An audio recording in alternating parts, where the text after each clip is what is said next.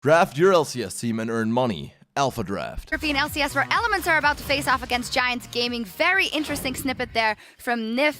And a very nice edit by our guys as well, talking about you can't have one champion and then the lock-in of the Anivia for Froggen last week. Yeah, the same problem you have with Wicked, and part of the reason he may have been replaced. He picks the Lulu, a week before. We see Reckless has only played Graves 8 games in a row. So it's interesting hearing Nif's side of the story when his AD carry is only playing one champion for the time being. It definitely is. Let's start by taking a look at the lineup for Elements. We have Shook, Froggen, Reckless, Nif, and their coach Mart, who we were talking to earlier here today. And of course, Kevin coming in for Wicked in the top lane. Now, they had a rough week 4, 2 losses, and just not what they've been expecting of this beginning of the season. We heard the coaches here beforehand talking about how it'll be better for the atmosphere of the team. Tabs, how much do you think Kevin can bring to this lineup?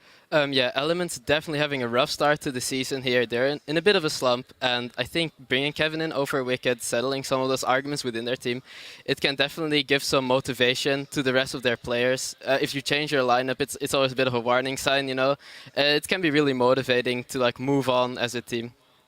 And looking at the weak points for that team and maybe in kill participation, it was Wicked on 53%. That is the lowest. And the most kill participation on a team at 83 and 81 is the mid lane and the jungle.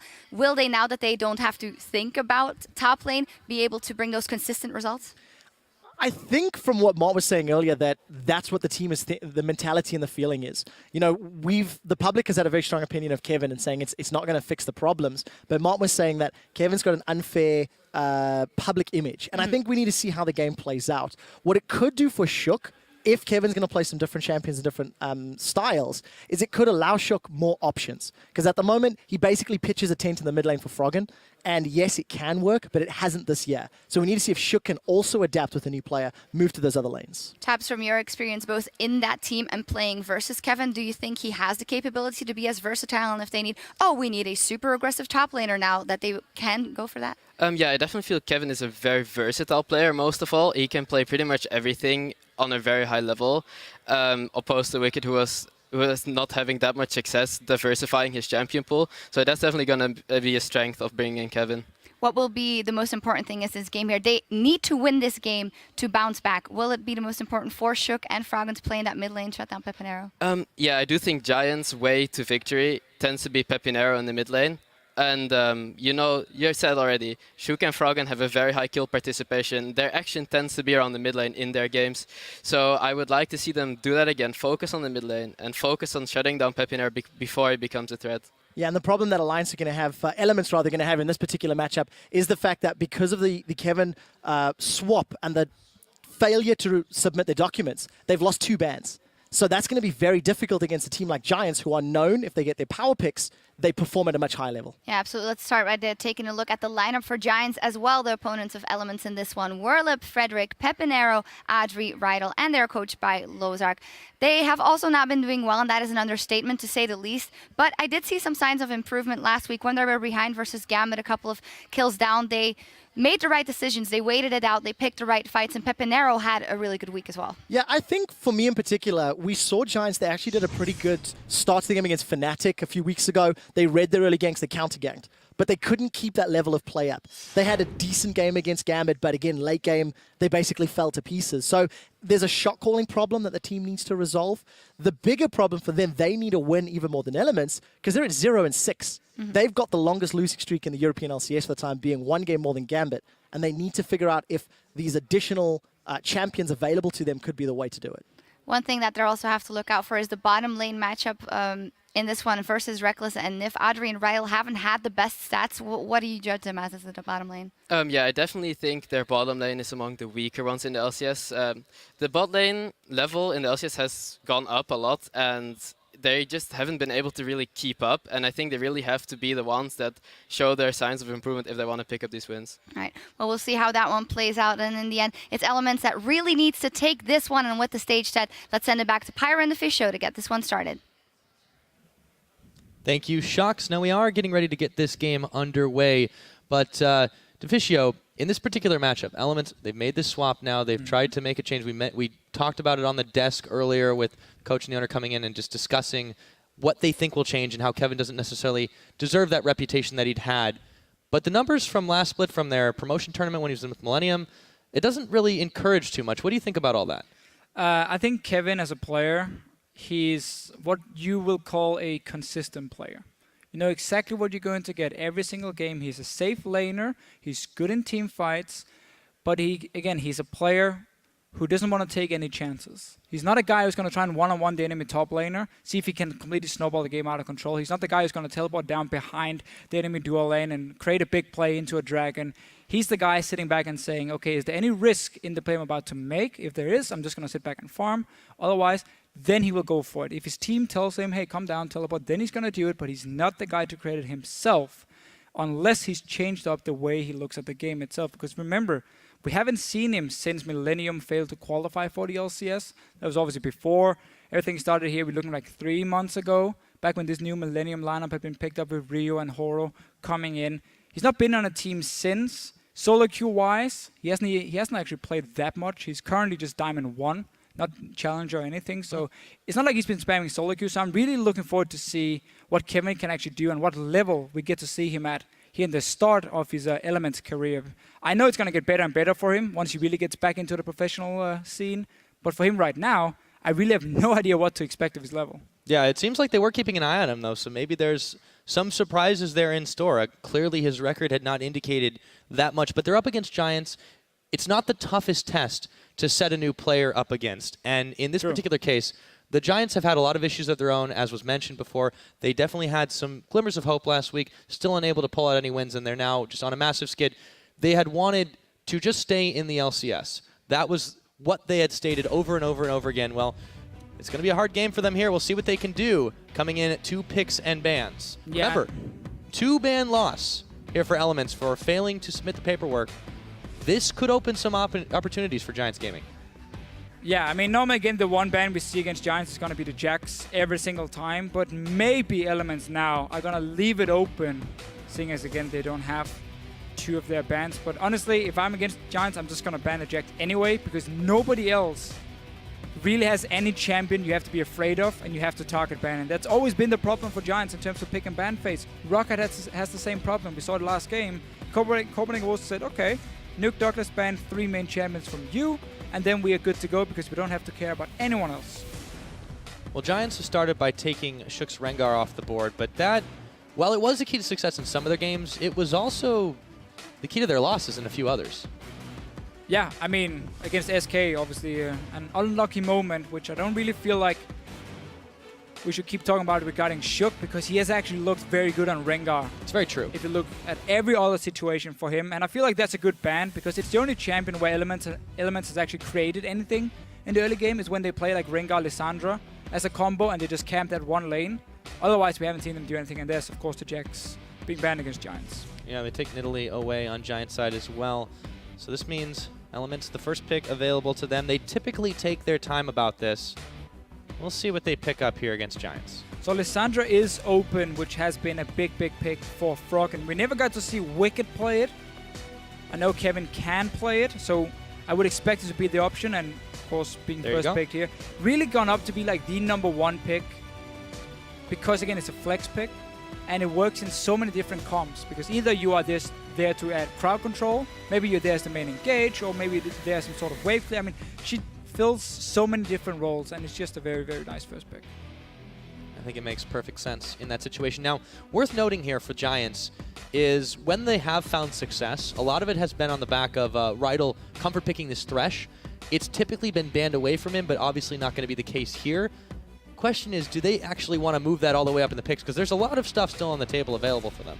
Yeah, a little bit, well, a few too many power picks, I think we can say, to really take a Thresh at the moment for Giants. And I can't even predict what they want to play, because they have actually been changing up their playstyle quite a lot the last few weeks. It's not been working for them, but we have seen Siege comps coming in. We have seen full late game scaling with hyper carries. Nothing really paid off for Giants, and fairly standard start as well. Morgana's really come up as one of these top picks as well that you can take early, because she goes in to be a top laner, a mid laner, and a support, so you have no idea where she's going to be in the map. And she just has a very good teamfight and laning phase against the likes of Alessandra because of your black shield from this Morgana here. So I like the first 2 picks from Giants, not showing too much and getting 2 very, very strong power picks. They do manage to pick up the Rek'Sai and the Morgana, yes. We'll see what Elements answers with here. Consider the Corki, but there's still really nothing revealed by Giants in this situation. As you mentioned, they have been doing a lot of different things here, and I wouldn't be surprised if they send the Morgana somewhere other than in the bot lane. Yeah, no, I mean, top lane for Worlip against Alessandro is more than fine for him. And this is the first time we actually see Reckless not playing Graves. He had 8 out of 8 before, now changing it up, running the Corki, so a lot more mid-game focused. Also Lee Sin coming in, a jungler, which has actually fallen out of favor for a lot of junglers because he just lost so much of his early game. Well, actually his matchup, sorry, in terms of the early game is not as good as it used to be. Like Rek'Sai will beat him in terms of one-on-one fighting, especially if you can dodge the Q from Lee Sin with your knock-up. And then Shook has to make some plays early on, otherwise he's not going to be useful at all. Yeah, you mentioned, and we all said something had to change. They said it as well. This time they're going to go for a slightly different pickups. And we'll see what Giants answer with on their side. They've still got about 15 seconds to try for the lock-in. Yeah, so Giants know there's a very real possibility of Elements running a very strong mid-game siege. So they're going to have to get some wave clear on their side. Sivir would add that wave clear for them. And again, they know what Elements is building towards, so there's no real excuse for getting surprised. And I like the Sivir pickup coming in for them. Also into Corki, laning phase-wise, Sivir has always done a very, very good job with the Black Shield against the Phosphor Bomb. Not the Black Shield, but the Spell Shield. And you now have a combination where you have a Black Shield from Morgana and a Spell Shield from your AD carry, meaning for whoever plays the Lissandra on the side of Elements, it is very, very hard to dive onto that backline and lock down the Sivir pick. It should never happen. So Giants actually setting up a very, very strong 5-on-5 team fight. Absolutely. They still have a few more options on their side. Elements, however, seem to be a little bit more committed to this siege, as you mentioned. We'll see what they do round it out with, because there's still a lot of potential different picks that can vary the style they're going to play a little bit. Yeah, exactly. It's not set in stone yet that it's going to be a siege comp. They just have a very strong mid game with the Lissandra double item power spike for her, like say Morel, Normicon, and Hourglass.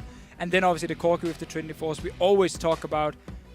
So they have a very strong early to mid game point, especially also with the Lee Sin coming in, which I'm still a little bit surprised about. I want to see how Shook plays it. It is, of course, his main champion all the way back from actually ever since the guy started playing pretty much.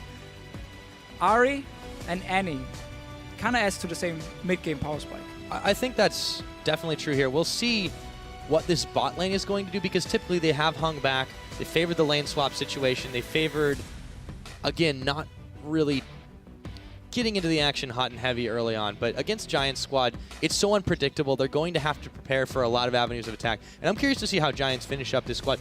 Do they go for the more traditional route? Do they do the Sivir Morgana, which I think would work quite well from a harass perspective against this Corki and Annie? Would be an option as well if they want to again try and reply back with some poke against the Corki from Elements, and you have the Black Shield already to protect the Xerath in the team fights against the Lissandra coming in, and also been one of the main picks for Pepinero. So I actually feel like this is a very good pick for them. Yeah, and they've only been able to run it once prior to this one. Didn't come to any success, but they are going to give it another go this time around. So it's locked in for Giants. Pepinero will try to give that one another spin. And again, for Giants Gaming here, you have a very, very strong team fight. You have good wave clear coming in to try and counter the Corki if you want to go for some early pushers. You have a good front line in the Rek'Sai and Gnar. You have the mobility coming in from a Sivir, and of course, double spell shield, or well, one spell shield and a black shield for them. So I feel like Giants have a lot of great options in the team fights. And also their late game is going to be a lot stronger than Elements, because again, Elements on their side not really running any tanks. Corki gets outscaled. Xerath we know is a late game monster. So for Elements here, it's going to be all about again the early game and the mid game here. Can they actually go in and create some picks? Don't necessarily need to straight up 5-on-5 team fight here, but instead spread out the map a little bit, play around that Xerath, and try and catch people off when you have Ahri and Lissandra together. That combination of Frozen Tomb into a Charm will kill people every single time. So a lot of pick potential coming in from Elements, but they have to worry about being outscaled.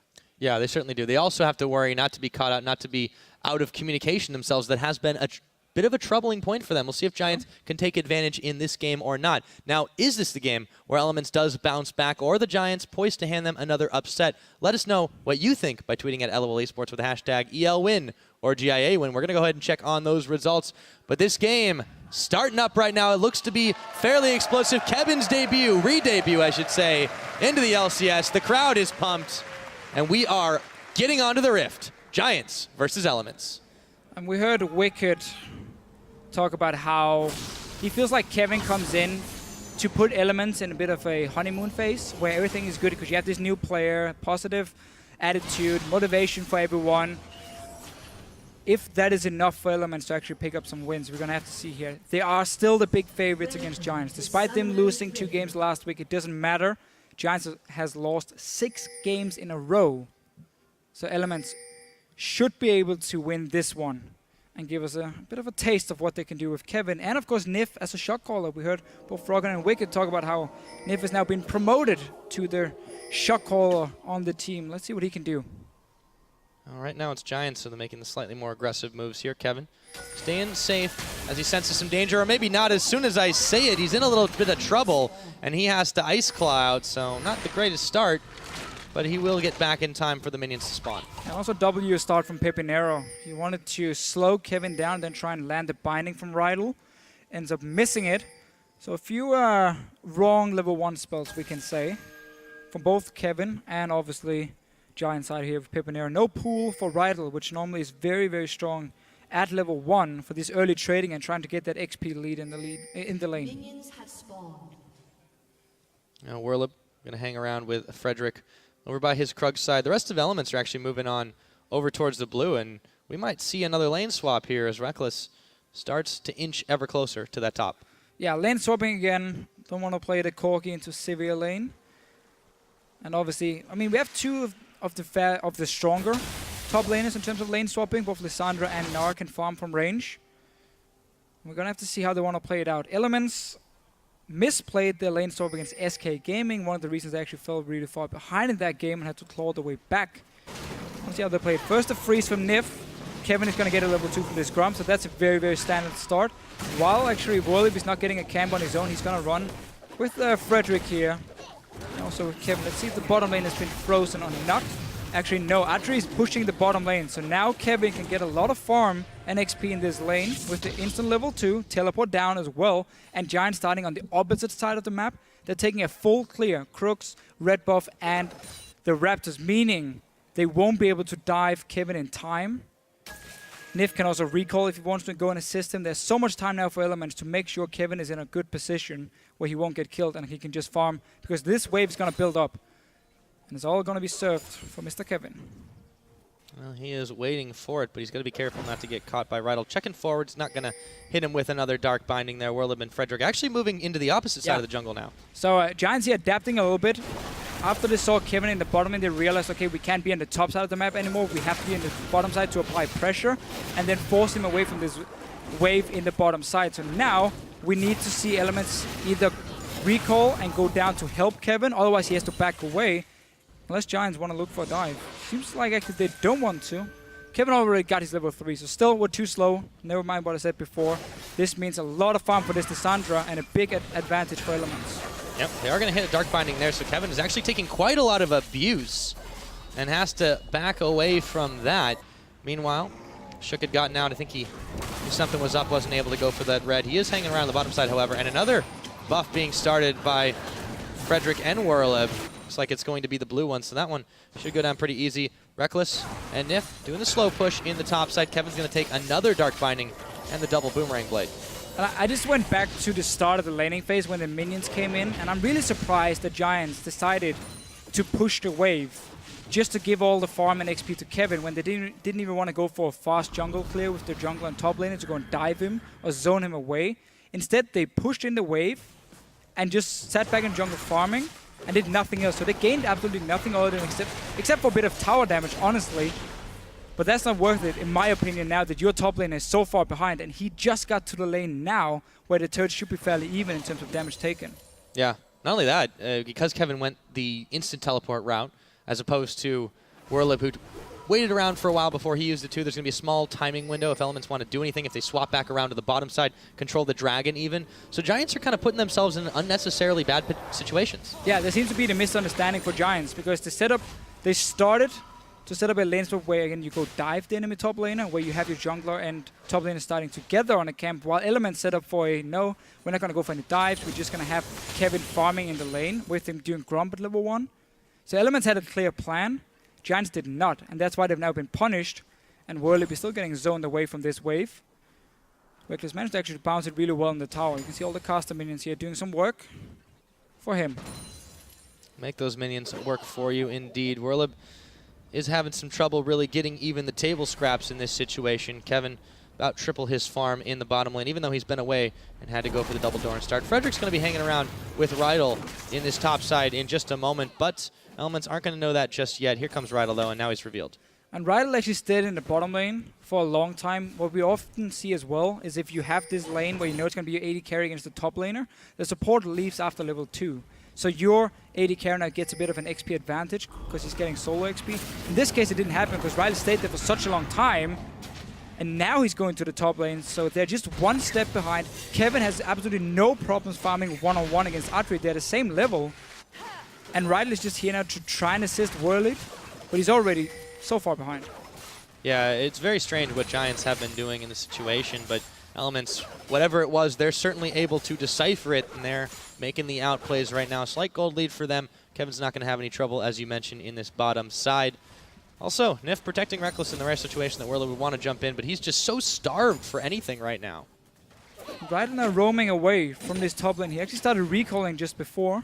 Maybe a little bit of a bait from him. He's setting up for the first gank around this mid lane. So he doesn't really know what to do or where to be in the map, and then suddenly he goes for a bit of a random roam to the lane here. Already walls being placed by Elements. Remember, we are about 7 minutes in, so easy for them to spot Rydal. Yeah, speaking of Elements, big fan vote for them. 70-30. Giants tend to have a fair bump themselves, but not enough. And with the arrival of Kevin, Elements still proving very popular in this situation. So we'll see what Giants can do, because they're just kind of allowing this laning phase to go how Elements wants it. If they start changing, if they don't let that happen, if Frederick really makes a play, we could see something different, but right now they seem a bit lackadaisical about it. Yeah, and keep in mind, when it's only Adri against Kevin, there's not really any setup for Frederick to gank Kevin. He can just claw away when he sees him coming in. No CC for Adri to lock him down. And Rydal is now, after a small trip to the top lane, he's now coming back down to the bottom lane when he actually had the chance before to either stay bot lane and try and zone Kevin away from some farm at least. That's why he left the lane, and now the lane has been pushed all the way back up to Element's turret, and now he's back here again. So he actually gained absolutely nothing the last 2 minutes from his small roams, other than just setting his team even further behind. And Reckless and Nif are doing such a great job of zoning Whirlip back. Yes, he's hit 6 now, but he is so starved for gold. It looks like they're going to grab this tower as well, that he is just going to be so far behind if Giants even want to try to take a team fight. And when that's your primary tank line, he's not going to last. No, I agree 100%. And what's going to happen now for Elements is they're going to send the Corgi and Annie down to the bottom lane. And the turret is still alive because Kevin has been able to defend it for such a long time. He should be able to clear this one out as well. And then he just swaps back up to the top side once the wave pushes back in. And Elements managed to defend the turret, gain one for themselves in the swap, and more farm and XP in their top lane. And so all in all, in every single lane, they've just won out on the swap here. We see now, obviously, Reckless and Nif coming down to the bottom side. They just got to defend this turret here. That's all they got to do. And then they're winning out on it. There we go. Turret nearly taken down. Yeah, Kevin's been eating a bit of poke himself, but there's really not too many ways to dodge that. Frederick is waiting around in the wings, but he can't really get much done here as Reckless and Nif swap their way back to bottom lane. Now, what Giants can try and do now as a response is have Whirlip push down the top wave and then have him run all the way down to the dragon. Not use his teleport, but run from the top lane to dragon. Then you start it. And if Elements decides to TP down for it, you can either take the fight or you can back away, and you have now blown a teleport, traded, or well, gotten that summoner away from Kevin while kept it on your own top laner. If Kevin doesn't react because he's farming the big wave, you get a dragon, and then you can always teleport back to the top lane if needed from Whirlip. So that should be the play for them now, or at least the only option they do have. Otherwise, they're just going to let Elements go back to their lanes with a massive advantage, already level 6 in the bottom lane as well, and getting more damage in. Going to be able to push this one in fairly quickly. Frederick at half health can't really do much to help Rydal out here. He's not even trying that hard to clear the wave. And here we go. Trying to save it up for Audrey, who's going to make his move, pick that one up. But all the same, it just seems like Giants are kind of running around and not, as you mentioned, giving too much thought to what they're going to do. Here comes Frederick. It's not going to be a farm alarm this time. He is actually moving towards mid. They are pinging out Shook. He's going to walk very dangerously close to that board. He actually eats a stun. There we go. Maybe they found something. However, Frederick going very low. Froggen looking for revenge, and he gets it. A pair of junglers traded, but it was first blood to Giants as Froggen flashes away from Pepinero's second stun. Yeah, nice setup here by Giants, actually. Good stun from Pepinero. Very important he gets going in the game here. You want to get this Xerath to his late game. And you can still win the 5-on-5 team fights, despite losing out on this lane swap. Skirmisher Saber as well coming in from Shook. So again, looking for these small duels. Will make him stronger in a one-on-one situation. But he needs to find them then. Normally when we see people buy Skirmisher, they don't really get to do anything. But that's probably mainly because it's been Jankos only been doing it. Harsh truth there, man. Ouch. No, sorry. Yeah. It wasn't meant to quite hard, all right. but it's basically what happened. It has been kind of strange that when we've seen the Skirmisher Sabers picked up, they have almost made the junglers the priority target for other teams, and they've kind of been picked off really quickly as a result of it. In that situation, Shook checks in a little bit too quickly.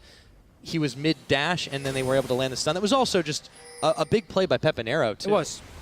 Yeah, nice play by him. Shook was setting up for a dash in with the ward and then like kick flash the Xerath into Ahri. Let's see Kevin here. That's a very nice setup here onto Pepinero. Yep, gonna try to find it, but they find Frederick instead, and they'll be able to take him down, smiting him as they go. Kevin coming up with his first kill. Yeah, love the roam here. We saw the wave in the top lane had been pushed back by Kevin, and then he just walked straight down. 0 wards from Giants in that side of the jungle to try and see if there was any kind of roam coming. And just a nice little setup for another kill. So Giants have gotten themselves a few things here. They're still down a little bit of gold, but it is 1-to-1 in turrets, 2-to-1 in kills. That's in the favor of Elements. Actually been very impressed by Audrey and Rydell have been able to keep on the pace with Rekkles and Nif so far. Werlib is starting to chase on Kevin. They've actually closed the CS gap quite a bit. Just left alone for a while. Exactly. Werlib actually managed to push the wave back in, and there was no teleport from Kevin back when we actually saw the lanes swap around. So Giants have managed to come back from losing the lane swap itself. And obviously again this Sivir lane against the Corki can just keep pushing it in, so that was a tower as well from Giants. And suddenly they are still in a position to make some plays on their side, but they have to respect the pick potential. We just saw it before here. Kevin roaming down from the top lane. That needs to be called by your top laner. When you see Lissandra leave after she built up a big wave, you have to be able to tell your mid laner, be careful, there's a very, very high chance she's sitting right behind you at the moment. Trying to be careful. Both teams really are here. The Dragon was started by Giants Gaming. However, Elements were able to show some face, push them off. Clear a little bit more vision out there. They've not got it in the pit, but they are certainly around. And more members in the area. That Pink Ward and the Skull Crab Shrine, though, is going to mean that they can't take this one undetected. No rushing the Dragon from anyone. Shook once again. Around this mid lane, Nif is joining him. We often see this from Elements. It's around Shook and Froggen, around the mid lane, sorry, with Shook and Froggen. We see the plays being made in the early game for them, but already small change in the fact that Kevin was the guy roaming down and joining in as well. Indeed, it was the case. Frederick grabs himself his red buff. Kevin still pushing back with Werlib, just a couple of slaps there, but Frederick is going to be joining the party, and Kevin's going to be backing away. There's no lanes for Frederick to gank, so he should actually just be farming. He has his ulti and he already has tunnels on the bottom side of the map, so he should, or he could just go back and farm and then use the ulti if he ever wants to join for a gank. But instead, see Giants here, they're trying to force a kill on this top lane, hoping for a gank from Shook, and then counter gank it with Frederick. But if Elements manage to spot him, then it suddenly opens up for Dragon for them. Actually, no, it doesn't, because we have the ulti from Rek'Sai and the teleport, so this is true. That one. That was actually very smart now what Giants are doing, using Rek'Sai to apply pressure on the top side with the 2 global ultis and a summoner, we can say, from Giants. Yeah, he's spending a lot of time there, though. So Frederick is really banking on the fact that he might be able to find Kevin. We'll see if he sniffs this one out. Tremor sense he's going to be seen by that one. Doesn't know. Still doesn't know, and all of a sudden, out of nowhere, it's the Void Burrower Kevin trying to make his great escape, but it won't be enough. Frederick with the patience, comes up with the kill. Yeah, nice setup for him actually. Again, we talk about how he can always come down straight to the dragon with his ulti, and suddenly Elements has to back away. Normally when you see the jungler being on the top side, that's your go-to signal for starting a dragon, but not against the Rek'Sai. Very nice play by Giants. As we often see, they do well in terms of the early game. Frederick especially is very good at finding the right ganks. They just can't really transition it into anything. Yeah, good positioning there after the fact too for Frederick. He called that the eat and run. Now Rekkles and Nif are going to try to push in on this tower. Still, Audrey and Rydal are there to contend with. Tormented Soil down. They've got the wave clear, but the tower's going to go. Nif is going to land the Tibbers, and here comes Rekkles. Shook was right there as well, but Frederick he takes more damage than he bargained for. Here comes Frederick to make it the 3v3. Dark Binding not going to connect, and Frederick actually going to back off as the Prey Seeker couldn't hit anybody but the minions. So again, Elements here trying to make a power play in the bot lane to get the tower down is already fairly low. Frederick stayed, however, around it. Came in for the counter gank. Everyone decided to go back to safety. Pepinero with the roam as well. So now Elements can actually just stay here and go for this turret with the jungler 3v2, which could be the play for them, because the two other lanes, there's no pressure in mid and top lane. So why not just put all your focus on that outer turret in the bottom side? And no trouble whatsoever. Elements looked like a dire moment for them for just a moment, but they were able to answer back. Bang even on the gold for Giants and Elements in this game. However, that is about to change. Rekkles, a couple more pot shots will be enough to take this turret, and it goes. So the second tower of the game for Elements. Shook and Rekkles making moves in the general vicinity of the Dragon Pit, clearing out the wards and the Rek'Sai tunnels. Getting those Rek'Sai tunnels, and now straight onto the mid lane. Trinity Force is completed. Oh, We have that mid-game spike we always talk about, and Elements are using it right to get these outer turrets down. Open up the map here, start going into the enemy jungle, get the deep vision down, and then look for your picks. Oh, Froggen waited to the last moment to try to use that last charge, and Frederick gets kicked back in. Shook is going to pick up that kill. They've taken the jungler out, they've taken the mid turret, and there's no response from Giants just yet. Was nearly a Dark Binding, but Rydal not able to hit on that one. Good decisive play, however, from Elements. Knowing the top lane, ignore that one, they're just standing one-on-one.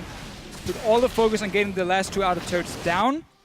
With your Trinity Force, Corki, obviously Abyssal Scepter for Froggen.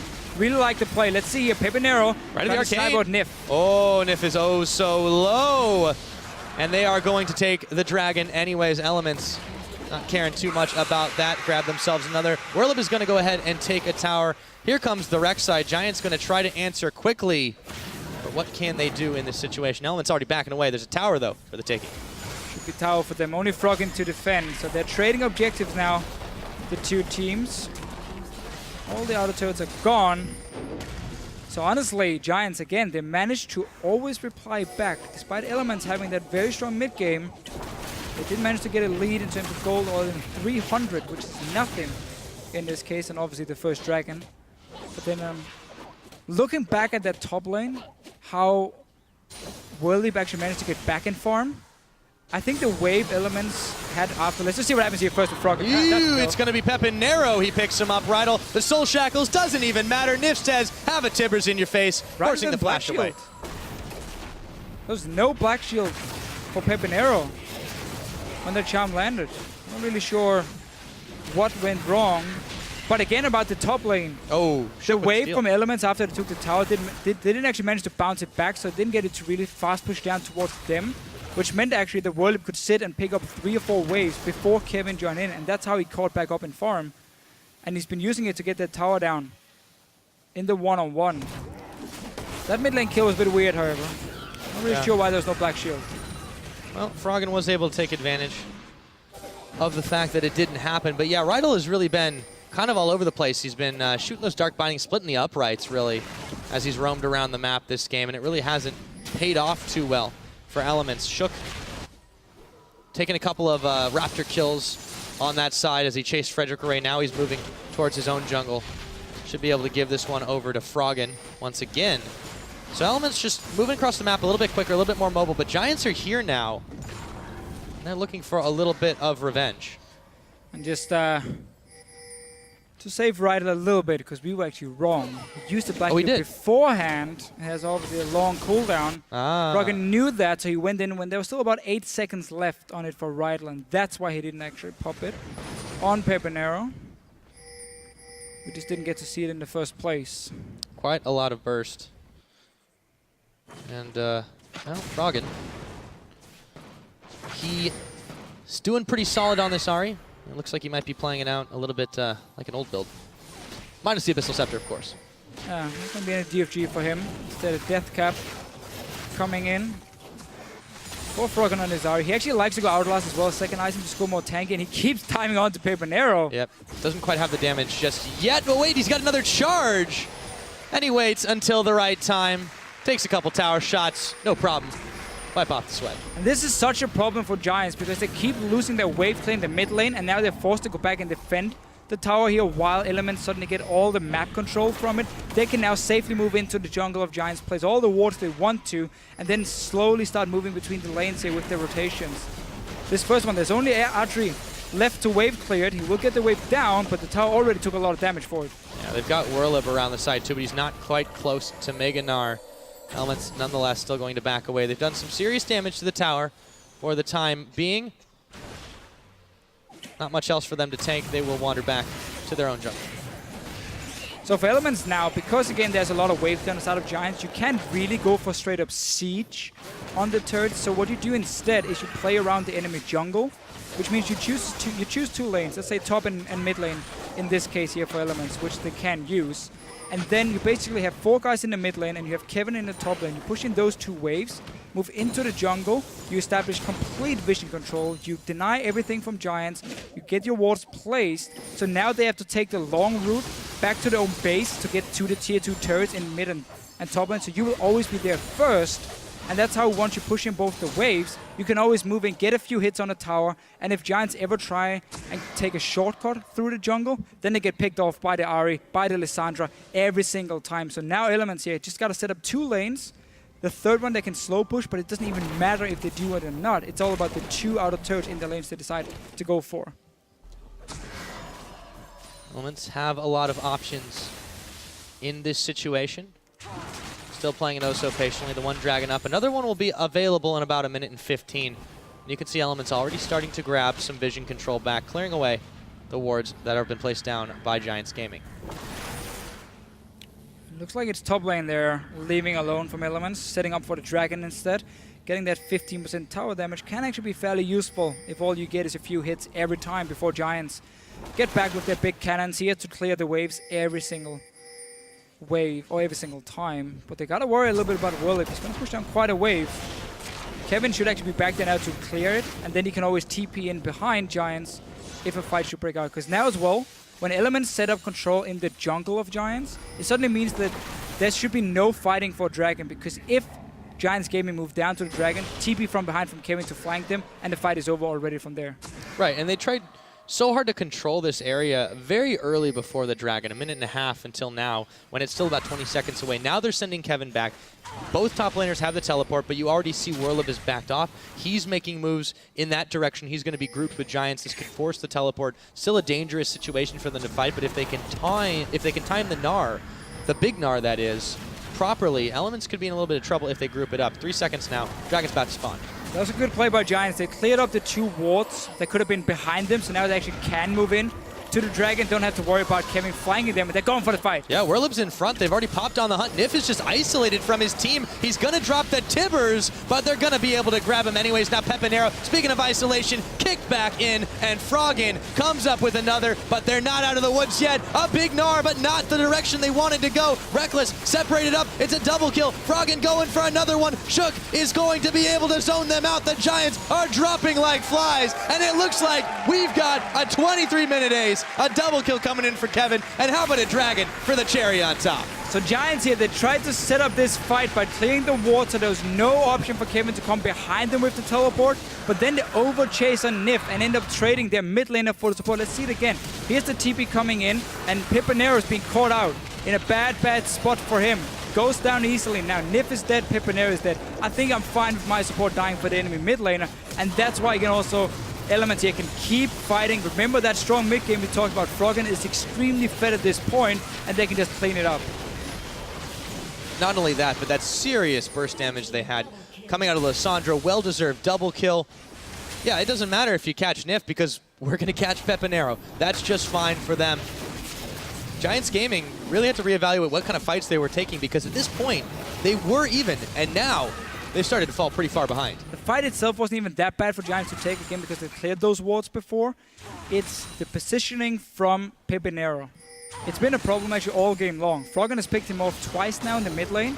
And then here, him trying to walk down the choke point itself only to realize, oh, we already killed the support. Now I'm just caught in a very, very bad, basically a bad position for him. And then we saw Elements just come in and kill him before he could do anything and win the fight in Whirlip as well. Notice his build here. Frozen Mallet, so following the Zion Spartan route. That's what you do if you're really aiming to split push a lot. But Giants, in their case, will be looking more to team fight than actually try and duel Elements in a one-on-one or two-on-two situation. So the Frozen Mallet is not going to do anything for him except for making him less squishy. Yeah, well, Shook wishes he was a little less squishy right now. Whirlib is going to be able to get the catch on. Nearly going Mega Gnar. He's going to be just a few seconds from that transformation. And Element's not going to take any chances from here. They've already lost the jungler. We saw Elements try to set up that jungle pressure we talked about earlier, how you need to go in once you have this lead, you have to pick comp, and you can't really siege on turrets because of all the wave clear from Giants. They tried to set up some vision control, but that was again a good response. But the Spanish guys sitting ready and instead actually catching out Shook. So if you see here, there are plenty of wards for them. Now Whirlip is in trouble. And he is going to be the one getting caught this time around. Kevin comes up with a 4th kill from him, and yeah, that Blade of the Rune King Corki really coming in handy, making sure he had nowhere to go, putting some glue on his shoes. Giants are going to be trying to back away from this one. Frederick is going to be trying to defend this top lane as he uses his ultimate to make his way up top. Reckless knows the late game team fight is going to be all about killing that front line from Giants. That's why he's going for the Blade. Normally you have 3 options. You have BT and Vintage or Blade as your second item on a Corki. BT is for if you have a poke comp or siege comp, and Vintage is the highest damage output you can have. But the Blade is just so much better against the frontline tanks, where you need to be able to kite them around a little bit, and you get that percent HP damage as well from the Blade to really kill. Also a 0 defensive stats or 0 armor Gnar in this case, because he's going for the full HP build with the Frozen Mallet instead, meaning that Blade is going to be very, very effective for Reckless. Indeed it is, and it has been. Elements really just knowing how to use the tools they have, and a lot of people wondering when Reckless would pull out something different than the Graves. So far this Corki, killless, but it's not without the utility. He's definitely been moving around the map. You can see the Fear boots, so he's able to get in there and make moves once he's landed a little bit of damage continually. Going in for the rest of the team, a much more utility style build rather than trying to dance around the back. And now Elements, looked like they were caught for just a moment. They're able to walk away though. Keep seeing Elements try and fight for control in that top side jungle, so it opens up for potential Baron, and again it opens up for them to push 2 lanes at once and start chipping away on the turrets. But they're respecting now the damage coming out of Giants. If you get hit by a binding or stun from Pepinero, you will get locked down. As we've seen before, Reckless just making a little bit of a solo push actually in the bottom lane. Giants not there to defend because they used all 5 guys to try and prevent Elements from getting wards in their own jungle. And yeah, helps him make good his escape. Not that he needed too much help in that situation. Froggen going to clear another wave in the middle side. Giants are really being dragged around on a leash here by Elements, dictating the pace of this game far better, far more actively than we've really seen from them in previous games. Yeah, and Giants is not really in a position to start a fight despite seeing the AD carry on the bottom side, having that severe ulti.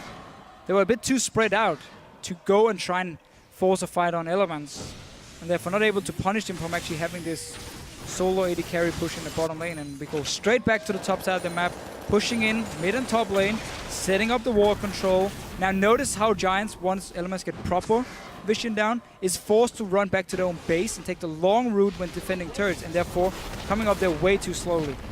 Yep, weren't able to get there in time thanks to the efforts of Shook, Kevin, and Reckless. They're going to be able to knock that one down. Before Elements actually set up anything. Yeah, it's really hard for Giants to really get involved in this, and they just are so afraid of this Element squad, rightly so.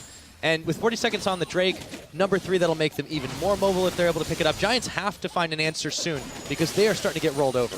Yeah, they basically just lost 2 turrets on trying to defend their own jungle, but not the lanes.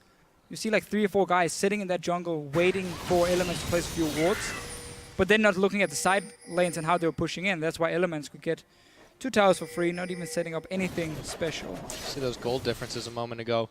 Froggen just coming up so massive in this 5-0-5, of course, but it has netted him a 3,000 gold edge over Pepanero off a lot of those catches and superior fighting.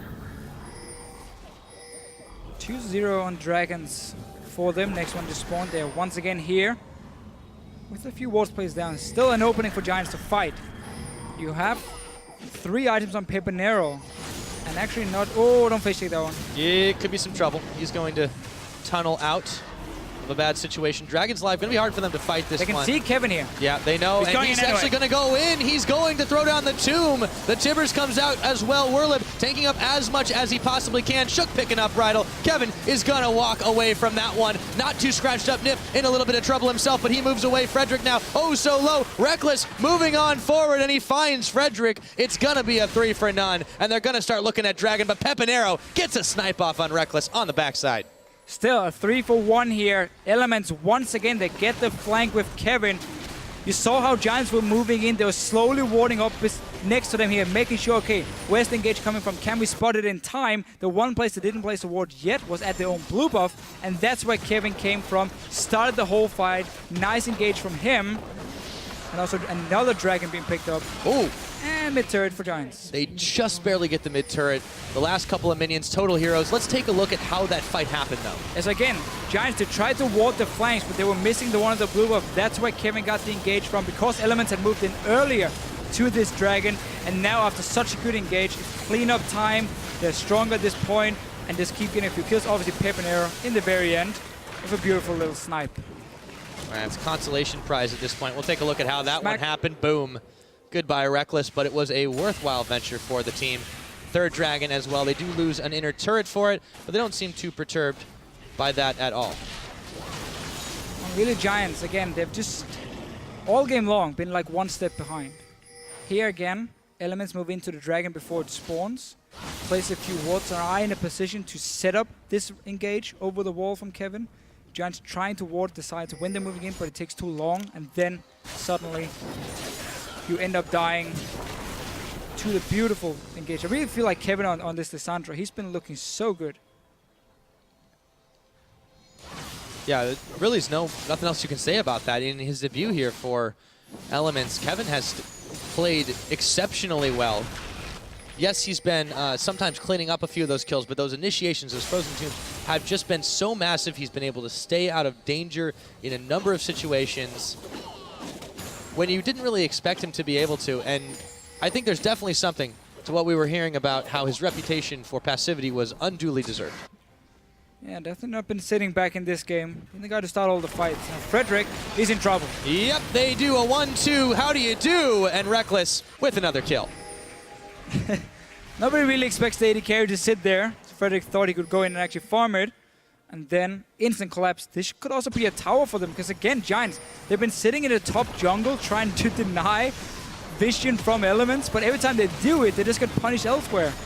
They're going to try to chase here. Kevin a little bit low, but he's going to be able to move. The Rite of the Arcane is not going to hit the second time rocket. around, but there's one more left. Another shutdown for Pepanero. He's still grabbing a few things back, but they lost Frederick earlier, of course. They still are playing extremely reactive to what Elements is throwing at them. And as you said before, they're still a step behind. Yeah, always a step behind. Second time Pepanero managed to snipe someone though. But not really gaining anything for Giants, because they can't take anything from it. Yeah, just a bit of gold in his pocket, really. Basically, yeah, there's 20 seconds on Kevin. He has teleport ready, so you can't rush the Baron. That's way too risky against how fed Froggen is as well. Dragon is already dead, and you're far away from any turrets. So not really able to do anything with the kill from Giant's side, other than actually finally move away from their own tower. Try and clear a few wards at least. And he's caught on the charm. They managed to get the ward anyways.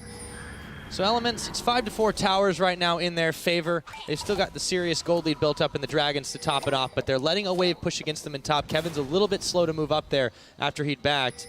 And now the rest of Elements are pushing pretty hard on this mid lane. And Rydell just completed his Mikhails here, which of course is a very important item into against Alessandra to block her ulti against any Tibbers charm, whatever it is. He actually went for the Seeger's Arm Guard first item, then realized, oh, I actually don't have the luxury to go straight for an Hourglass here. I need to get a Mikhails to try and help my backline stay alive with my Black Shields as well. and therefore he had to change the build, now delaying pretty much everything for him. And a lot of that stems from the fact that he was roaming so much without getting anything for it early on in the game. He wasn't getting shared experience. He wasn't getting a whole lot of shared gold. And yeah, he's been a little starved. Not so much when you compare, like Nif hasn't been so far ahead either, but he's got completed items a lot sooner. The Righteous Glory, of course, to help them get a little bit more of their chase on, as they have been. Oh, Pepinero. Goodbye. That's again what we talk about. You cannot face check into that jungle. You just lost all the vision in it. Elements have set up everything. First time Giants doesn't actually try and defend it. Then they end up dying for it. This should be a top tower as well. 35 seconds on Pepinero. And Giants no are real mobilizing. flank option from Giants. Yeah, Oh, Kevin's okay. a little bit low, so Audrey's going to try to be the hero in this situation, but that tower, it's going to drop anyways, and now Element's not too worried about it. Shook goes in, comes right back out. They're not going to have enough damage just yet to finish off the inhibitor, but they're zoning Giants away from defending it. And now Elements are going to try to back it out. They realize Meganar's only a few seconds away, and he is going to throw the house at Nif. Oh, And drops the it's gonna tippers. throw his tippers. Yeah, he's going to go self-sacrifice in that situation. Elements seem to be a little bit indecisive about it. They took their time to retreat. Charm's not going to connect. Werlip just keeps chucking those houses. I have no idea where he gets them from, but it's enough to chase Elements away for now. Chasing them away here. Again, Giants though, they get a kill. Can't actually get anything from it. Frederick is too low. He has his ulti ready, however. If he wants to go back and heal and then rejoin, no tunnels around the Baron. I like how they staggered the backs a little bit, but Froggen going in, finds Rydell, nearly finds the damage, and Audrey, he turns his attention to after the fact, so that was There a we very go. close call. Now Giants are rushing the Baron. So there's no ulti from Froggen now, remember, he just used it before. Rydell is back in the base, so it's only 4 guys from Giants. They're already taking a lot of damage. This is a risky play. Kevin teleporting in behind. Yep, he's going to be making his Pepinero. way as Shook and Froggen were in hot pursuit. They're going to back off of that one. The Elements managed to stop it. They might even be able to start it themselves if they manage to see Giants recall. Decide to put their focus on this dragon. Still 3-0 on that one. We'll get the 4th one for themselves. It's going to be hard for them to contest too. It's 8 seconds away. Crab's going to go over to Elements. It's really difficult for them to check in here. And you can see Kevin, he's just kind of deep in the enemy jungle, just saying, if you come anywhere near me, I am going to be a massive alarm bell for Elements. He's using that greater stealth totem with the 2 charges, the discount Sidestone, to get some vision control himself. And I like to see how, so many of our teams already buy that upgrade early. And as I said in the last game, do it in solo queue as well. It is very, very cheap, and you get 2 wards from it. Oh yeah? You get a lot more wards, but you can stack it up to 2 at a time, so it's very gold efficient as well. Go get it. Well, when Riot's having a 2-for-1 sale on wards, you might as well. Better get no They're gonna excuse take anymore. advantage. Nope, Kevin is coming on in, but he eats a lot of damage for his trouble. They still blow up Audrey as he was separated out. Right of the arcane, Kevin can is dance. going to be able to step it out with the double buffs as well. It's a 1 for none. Elements looking good. Getting another pick. We've seen more plays from Elements in this game that we've seen the last 4 weeks, actually, in the He LCS. seemed very revitalized in this one. I'll have to agree with you there, Deficio. So it is against Giants again. A team was on a 6-game losing streak. But it's looking better, except for the fact Elements are still playing it extremely safe. Want to get that 5th dragon here. Don't want to start a risky Baron or anything. So the game is still on to around 40 minutes, despite Elements being actually ahead from pretty much the get-go in the lane swap. Yeah. Giants had a few chances to answer back. They didn't properly take advantage of it, and as we mentioned before, they didn't seem to have too much of a plan. Frederick going to go ahead and check the Baron with the Praise Seeker, but he should have known better. Elements not about to start that one. They're backing off. Backing off. And in their defense as well, it is pretty tough to close out against the Xerath and his wave. It's true.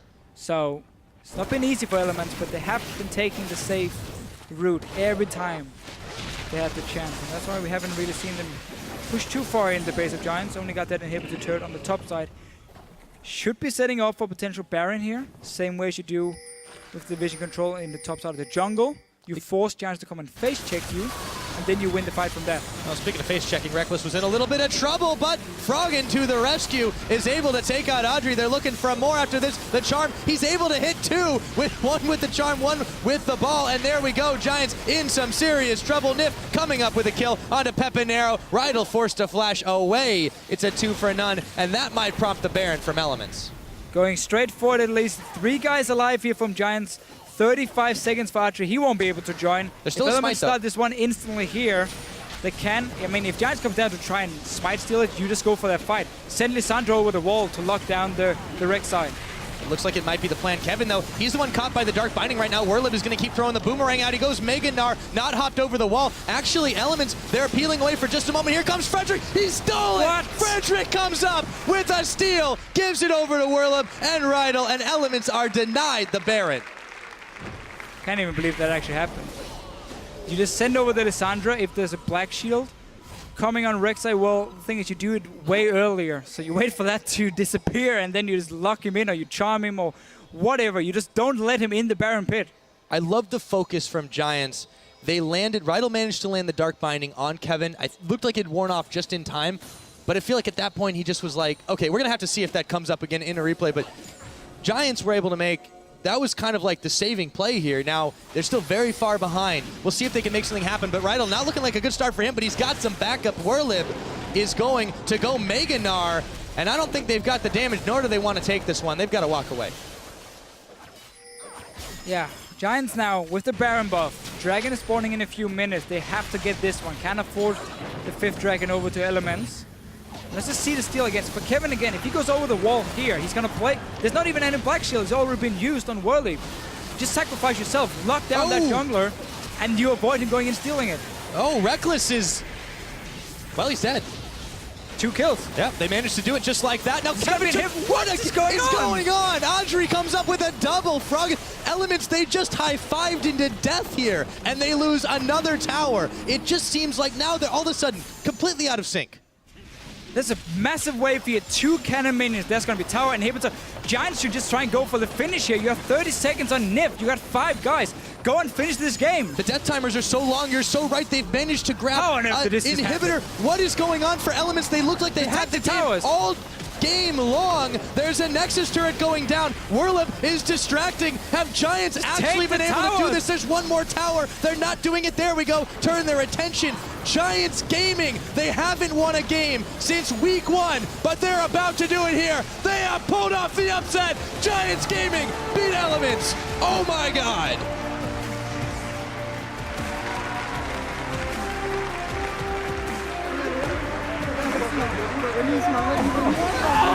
Nothing more you can say. Giants.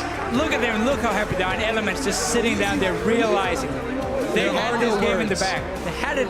Their game was won from Elements, and then Giants just miracle comeback. There are no words. As much as I'm trying to find a reaction to that game, Giants with a massive, massive swing in their favor.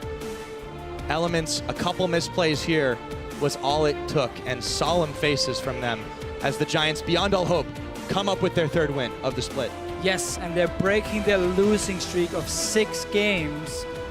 Normally when you look at your schedule and you're down here, again, you've lost so many games in a row, you don't look at Elements and say, that's a game where we're bouncing back. This one right here. But it turned out to be for Giants. And honestly, I mean, that Baron, I don't think it was a bad call from Elements. They had 2 kills already. As long as they had one guy going out of the Baron Pit, locking down that Rek'Sai, so he couldn't get in and try and smite it against Shook, which is what happened. And then there was just a massive wave for Giants in the bottom lane. 2 cannon minions. They pick up 3 kills. And look at Froggen here. I mean, he can't believe it happened. No. Neither can I, man. That should never happen. Ever. Absolutely not. They were not in sync at all. We were coming back from the replay on the Baron, and all of a sudden, there were 2 members of Elements dead. And they just tried to salvage the situation. The death timers were too long. I could go back and forth all day on that, but that was just one for the history books, really, in terms of comebacks. Yeah. Giants For real. come up with the most unlikely victory I think that we have seen this split. They were behind all game long. Always a step behind. Elements was just running around them. Didn't allow them to get in that 5-on-5 team fight. Didn't allow them to use their wave play at all. They kept pushing every single lane. Get all the outer turrets down. Get the picks in the mid lane. And There's nothing else you can say. They did it. No, They did more in that last minute and a half. Not even a minute than we'd seen them do. They had tried to make plays all game. They had been pushed back. Elements seemed to be just on a slow march to victory, but a march to victory nonetheless. And Giants were able to claw their way through. I think that's safe It to was say. impressive performance from them to prioritize the targets. Elements just scattered all over the place in that last fight. Yeah, again, from losing the Baron to then being picked off in the bottom lane, 3 guys just died instantly as Giants came down, allowed them again to win this game. Yeah, and after all the picks, all the mispositionings from Giants, Pepinero got picked off several times, 3, 6, and 4 on that Xerath. Froggen was not killed this game, by the way. 10-0 and 8. 10-0-8 on the Ahri. He looked amazingly good. I honestly want to just take a look at that last one again because that was just, my brain is still trying to process it. I'm sure the analyst desk is going to take a look at that play. I hope so at least. But for Elements in this game, or about this game here, yes, it sucks you lost. You want to obviously break your losing streak. You want to get towards the top standings again where you feel like you belong. But they can still look at a game and say, okay, there was a lot of improvements compared to what we've seen the last 2 weeks. This is true. There was some good plays coming in. Kevin on Lissandra had some very nice flanks, roams from the top lane. They got all the outer turrets down. It was slow, but there was a lot of positive things, except for obviously then when you lose the game in the end. Yeah. But up until that point, there are a lot of things Elements can take from this game and say, okay, it's looking better than it was last week. Up until the point where they lost, they were Basically. winning. And they did perform overall much better. Kevin's debut was very well received. I believe he goes 5, 3, and 6 on the Lissandra. He had some monster engages. He really gave Elements a lot of an edge in that one. And honestly, yeah, despite the result, it was a good performance from them. I think they definitely have to shake it off. They're going to be up against Rocket, who are on a skid themselves. Yeah. That game tomorrow is definitely going to be very, very telling for how this one's going to shake out, this spring split. If Elements play like they did today, they're going to beat Rocket tomorrow as well, because it's going to be the same style of, the same kind of game here where early game and mid game should go in favor of Elements, and as long as they're not afraid to actually make some plays from that lead they're going to get, they will or should be able to beat Rocket. So yes, again, it sucks you lost, but I don't think it's the end of the world. Yeah, well, a giant upset is a giant upset nonetheless. Now, for a look into that come-from-behind win, let's send it over to Shocks and Tabs at the analyst desk. Thank you very much, Pyrotechnics. And we're here with Pepinero and Rydell after that huge upset win over Elements. Congratulations, guys, first off. Am I right in assuming that you guys are still kind of shocked that you ended up winning that game, Rydell? We didn't expect this victory at this moment. They start to snowball, and I don't know. We do some cuts in the mid game. We do a call into the bot lane, and we realize that we killed 3 people in that bot lane, and we can finish with so. I don't know. Well, I'll make you relive that moment, because let's actually get the replay up on the screen of when you guys somehow, after miraculously stealing Baron, you guys are able to push through here. And Rydell, talk us through the calling and realizing that you're making those picks. Let's roll the clip. Yeah, at this moment, Pepinero called to go bot lane. We got Reckless here, and I don't understand this TP, but. Actually, he TP and he died. At this moment, Froggen cannot kill anybody. We realized that there are only 2 and they have like 50 seconds to death respawn. So we realized that we were so excited. We realized that we can finish this game, and we did it. You guys did fantastic, saying that you didn't expect it yourself. Tabs, what's your take on what Elements did there in the bottom lane? Should they have just tried to defend, but they couldn't versus those picks? Yeah, I really think they just thought they were so far ahead. They were kind of sloppy on their play. They didn't really pay too much attention. So when they did get picked off, I think they were like, oh dear, like we're actually going to lose now, like because we just lost 3 people. They didn't see it coming at all. Like even when the Baron got smited, they were still so far ahead, and it was still such a long shot to victory for the Giants. So they weren't really like that focused there, I think, and that's just what caused them this loss. Pepinero, for you as well. We know how good your Xerath is, but it wasn't quite working out. Froggen was really getting the better of you in that game. So talk us through how you lived the game. Lo he entendido, Vale. pero lo que quiero decirle es que yo creo que ya no es por Froggen, es por el ruseo del avisal que se hace en todos los medios y que hace que pueda ganar 1 versus 1 a cualquiera, ¿sabes? Por mucho daño que tenga el personaje. Así que fue muy difícil por ser Froggen y por llevar el avisal. Yeah, he told me that now a lot of mid laners are using Abyssal Scepter as first item. It's very, very hard to lane versus that. And he thinks Froggen is very good, but at the moment you put together Froggen and Abyssal Scepter is totally terrible. Totally terrible to fight against. Pepinero, what have been your thoughts or your experiences in general? Because you were a very hyped player coming into this, but it's so hard to go up against all of these mid laners. Ahora sí que quiero traducción. Vale, can you repeat? Yes, so Pepinero was very hyped coming into this season as a very hyped up mid laner, but it has been hard for him to adjust. So what has it been like? Que ahora eres nuevo, ¿no? En la LCS, ¿no? En todo esto, y cómo te estás viendo en estos partidos y en estos enfrentamientos. Creo que se diferencia mucho el nivel de la LCS al nivel de la Challenger Series solo por la razón de que juegan más para no morir que a matar. Y eso se nota mucho, yo creo. Que es muy difícil. He told me that when he comes to the LCS, he felt that the mid laners plays to don't die instead of plays aggressive. For example, in the Challenger Series, they play more aggressive. They play like maybe more solo queue style, but they play to don't die, and he appreciates it a lot. Okay, congratulations. One final question Thank you. for you guys. SK Fnatic is coming up. I'd like to hear your predictions as you played versus them. Who's going to take it, Rydell? I think SK is gonna win. All right. SK Fnatic. I think the bans. ¿Eh? The bans. No, pero Depende de los ¿quién bans. va? Ya, pero es que depende de los bans. It depends of the bans and picks, especially. All But right. I think SK, yeah. You think SK is going to take it? Well, as for now, you guys can celebrate your own victory over Elements. Congratulations. Thank you very much. Fantastic. Coming up next, as said, is the season's first El Clasico as Fnatic looks to be the team to beat the undefeated SK Gaming. Before we go, we'll hear from one of the key players in this matchup who has made the biggest splash in the LCS this season by far. Qué buena. Around Christmas of 2011, I wanted to play a new game with my friends, and one of them introduced me actually to League of Legends, and I never stopped playing. Forgiven's quite far forward, and I'm not sure he wants to be there in the end. Super Hayes is also low. He is going to go down here. There's a flash from Forgiven, gets him a double kill.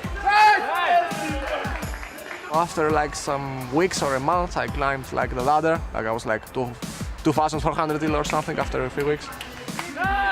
I understood that I was good at the game, and I think when you're good in something that you do in your life and you can translate it like from a hobby to a profession, you should do that. I just took like an offer from CW, and it was the best offer available back then, so I went for it, and pretty much the story is known after that.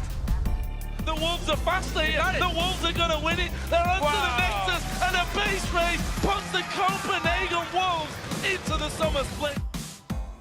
After the match against Denial in the relegation tournament, I knew that I would be gone from the team. Like inside of me, I knew that I had nothing to keep me there. And I was extremely burnt out.